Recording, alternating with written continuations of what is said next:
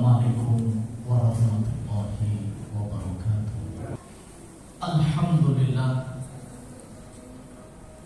alhamdulillahil wahidil ahad, al-fardis somad, alladzi lam yalid wa lam yulad wa lam yakul lahu kufuwan ahad.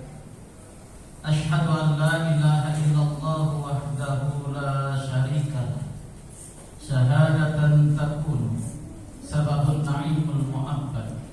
Wa asyhadu anna Muhammadan abduhu wa rasuluh al-mufaddalul musyarraful mu'ayyad, fahuwa hamidun wa mahmudun wa ahmad.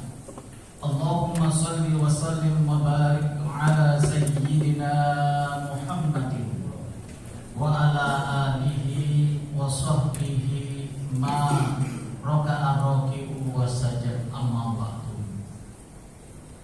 Qala Allah ta'ala fi Qur'anil Karim, a'udzu billahi minasyaitonir rajim, bismillahirrahmanirrahim. Wa ma min dabbatin fil ardi illa 'alallahi rizquha wa ya'lamu mustaqarraha wa mustawda'aha, kullun fi kitabin mubin. Wa qala Rasulullah sallallahu alaihi wasallam, man arada ad-dunya fa alaihi bi ilmi, man arada al-akhirah fa alaihi bi ilmi, man aradahuma fa alaihi bi ilmi. Shadaqallahul azim wa sadaqan nabiyyul karim.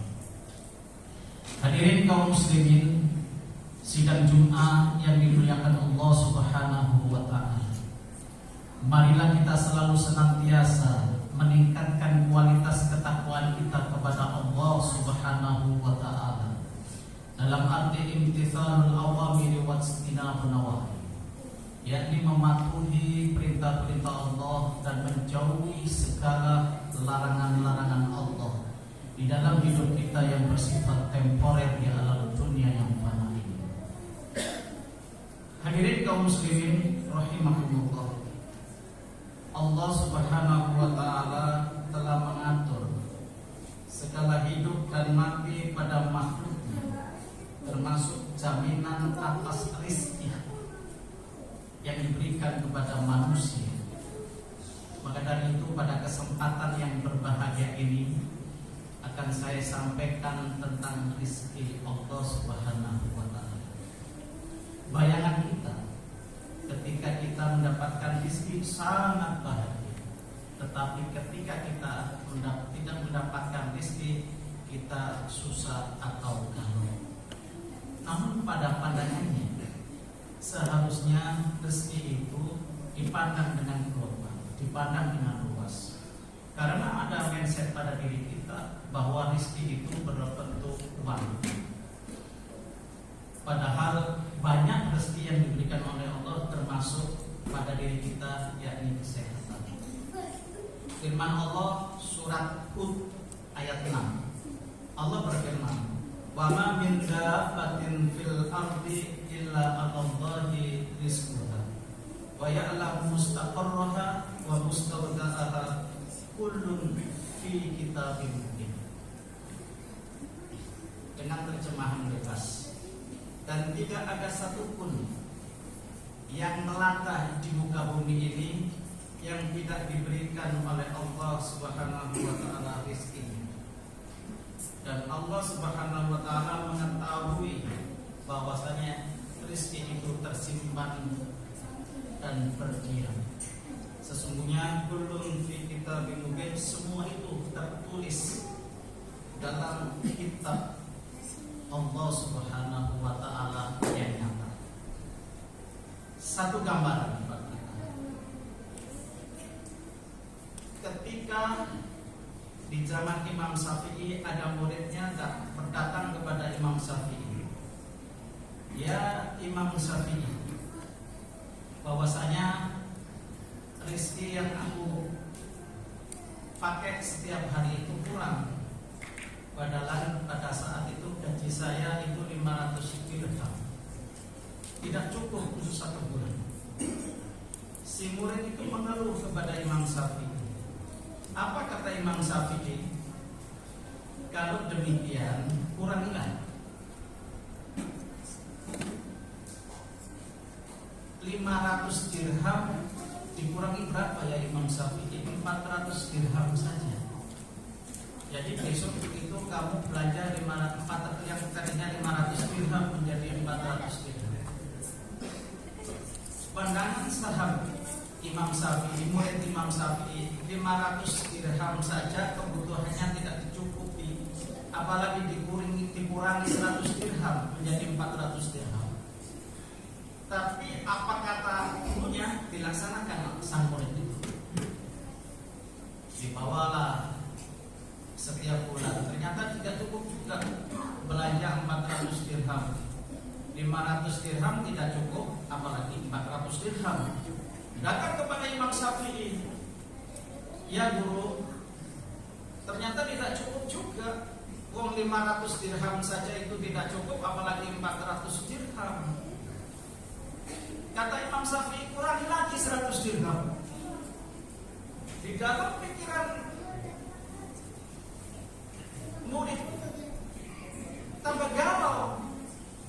Bagaimana 400 dirham saja itu tidak cukup, apalagi dikurangi 100 dirham lagi. Tapi apa kata gurunya? Ia laksanakan. Lalu ia laksanakan, dia belanjakan, dikurangi menjadi 300 dirham. Setelah 1 bulan datang kepada Imam Syafi'i, ya Imam Syafi'i ternyata cukup. Dikurangi 100 dirham, cukup. Bagaimana kamu bisa mencukupinya?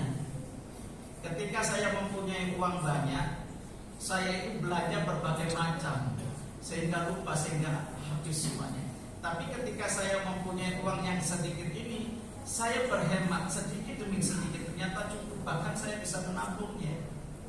Ya seperti itu. Kata Imam Syafi'i, kalau kamu bisa mensyukuri walaupun sedikit, insya Allah kamu menjadi orang-orang yang bersyukur dan akan ditambah oleh Allah. Ini Imam Syafi'i. Sejarah lagi mengatakan bahwasanya ketika Nabi Sulaiman alaihi salam didatangi oleh prajurit Ratu Balqis, memberikan hadiah, berbagai macam hadiah. Dia bawa emas dan perak dan banyak uang, dihantarkan kepada Nabi Sulaiman. Ya Sulaiman, ini ada uang dari Ratu Balqis.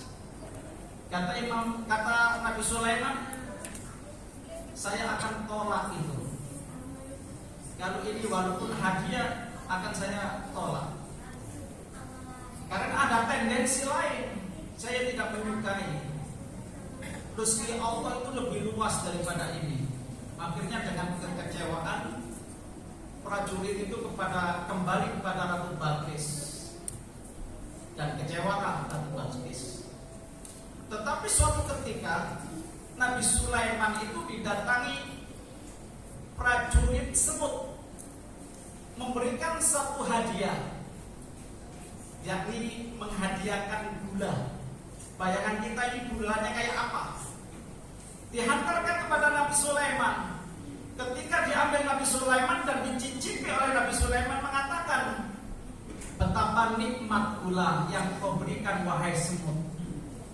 Saya senang rezeki nikmat yang kecil ini, tapi luar biasa sampai menusuk tenggorokan saya, kata Nabi Sulaiman.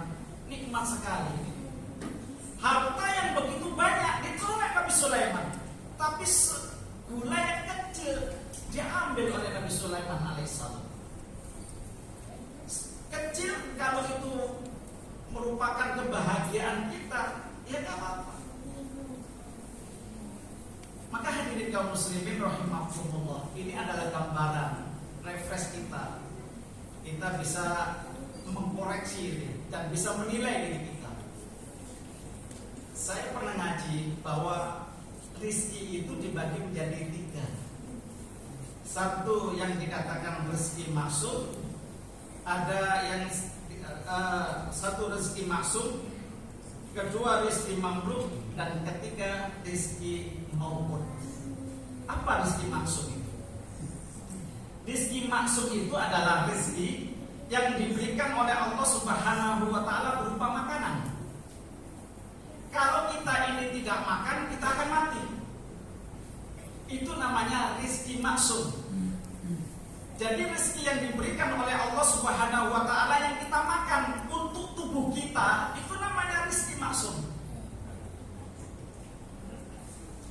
Dan rizki maksum itu diberikan seluruh orang, gak peduli itu orang miskin, gak peduli orang kaya. Bahkan rezeki maksud itu kadang-kadang yang bisa menikmati itu orang-orang miskin. Ketika orang kaya itu diberikan rezeki maksud, ternyata masih banyak tantangannya. Dia gak boleh makan ini, gak boleh makan ini. Bahkan untuk makan nasi saja itu 1 sendok. Sedangkan orang miskin kadang-kadang lebih banyak rezeki maksud itu berupa makanan. Jadi rezeki maksum itu rezeki yang diberikan oleh Allah Subhanahu wa Ta'ala berupa makanan. Dan semuanya bisa menikmatinya. Dan rezeki itu bisa mengambil dari, bisa haram, bisa halal. Dikatakan rezeki yang haram itu mungkin dari mencuri. Sedangkan rezeki yang halal itu rezeki yang diberikan oleh Allah Subhanahu wa Ta'ala dari yang halal. Hadirin kaum muslimin rahimakumullah, itu yang dikatakan rizki maksum. Rizki maksum itu diambil oleh Allah Subhanahu wa Ta'ala untuk mengantarkan ke tubuh kita. Jadi kalau tubuh kita ini udah menolak, berarti dia mendekati kematian. Makanya kalau orang-orang yang dekat kematian itu pasti tidak mau makan. Dan rezeki yang diberikan oleh Allah berupa rezeki maksum ini, kalau kita memang bisa menjaganya, bisa mengaturnya, maka kita menjadi orang yang sehat. Kadang-kadang kita lihat makanan itu nggak terkontrol. Mentang-mentang ini rezeki yang diberikan oleh Allah, kita nggak kontrol. Waktu kita mudanya makan seenaknya, sepuas-puasnya, sehingga Pak berlebih-lebihan. Nah ini tidak diperbolehkan, sepantasnya. Nabi mengajarkan, bahkan Nabi aja sering perutnya itu lapar. Jadi ada jeda kalau kita makan, nggak boleh kita ini berlebih-lebihan. Hadirin kaum muslimin rahimakumullah, ini yang dikatakan rizki maksum. Selanjutnya adalah rizki mamluk. Rizki mamluk itu adalah rezeki yang diberikan oleh Allah Subhanahu wa Ta'ala berupa harta. Mungkin berupa rumah, mungkin bisa berupa kendaraan. Yang jelas itu harus dinikmati. Rezeki itu bukan kita ini memiliki, bukan, tapi dimiliki. Kalau merasa memiliki, seolah-olah itu akan jaya selamanya. Tetapi kalau dimiliki saja, dia hanya pantas dimiliki saja. Karena apa? Kalau dimiliki itu bisa untuk istri kita, untuk anak kita, bahkan untuk pembantu kita. Kita mempunyai kontrakan bukan untuk kita saja, tetapi bisa dikontrak orang lain menikmati. Mobil saja, masa kita naik mobil terus itu nggak ada yang lainnya. Bisa untuk orang lain. Jadi cuma dimiliki saja, nggak merasa memiliki. Itu yang dikatakan rezeki mamluk. Nah, rezeki mamluk ini juga bisa halal, bisa haram. Kalau kita mengambil rezeki itu dari harta yang tidak baik, maka yang bisa mengantarkan kepada kita. Kalau kita ini bisa seandainya mempunyai mobil, kita terterabak, kita kan mesti menyalahkan, bukan berkoreksi. Oh iya, mungkin saya ini ada yang kurang sedekah, mungkin saya mengambil harta yang tidak baik. Itu renungan sebenarnya, perenungan banget. Nah, rezeki mamluk dan rezeki maksum itu juga ketika kita sudah menjelang kematian, semuanya ditolak. Nggak akan mau, nggak kepikiran macam-macam. Yang dipikirkan adalah kematian besok supaya saya ini bahagia. Itu ulama di dalam kitab Hikam. Hadirin kaum muslimin rahimakumullah. Selanjutnya adalah rezeki maut. Rezeki maut itu adalah rezeki yang diberikan oleh Allah Subhanahu wa Ta'ala, atau rezeki yang dijanjikan oleh Allah Subhanahu wa Ta'ala bagi orang yang selalu taat kepada Allah Subhanahu wa taala. Ini bisa masuk, bisa mampu. Yang jelas rezeki ini ketika kita ini ibadah kepada Allah dengan tekun, kita memohon kepada Allah, Allah kasih rezeki mamluk atau rezeki maksud, ini adalah orang yang paling bahagia. Min haitsu la yahtasib. Tidak disangka-sangka rezeki itu. Rezeki itu merupakan semuanya. Jadi ketika kita ini rajin ibadah, ketika kita rajin puasa, ketika kita rajin sholat duha, Allah turunkan itu rezeki yang banyak sekali. Sehingga kita mengatakan luar biasa dengan ibadah kita, dengan kita ini sholat duha saja, Allah itu kasih yang tidak disangka-sangka. Kadang-kadang ini mustahil bagi kita. Kita ujuk-ujuk tiba-tiba itu mendapatkan rezeki maksum dan rezeki mampu yang luar biasa dihantarkan oleh orang. Karena apa? Kita rajin ibadah. Makanya Imam Syafi'i dan Imam Maliki itu berbeda pendapat tentang ikhtiar dan tawakal. Kalau Imam Syafi'i harus ikhtiar, sedangkan Imam Maliki tawakal saja itu cukup. Karena Allah itu yang maha mengatur semuanya. Kullun fi kitabim mubin. Setiap rezeki yang semuanya itu sudah ditulis oleh Allah Subhanahu wa taala. Kalau kita ini rakus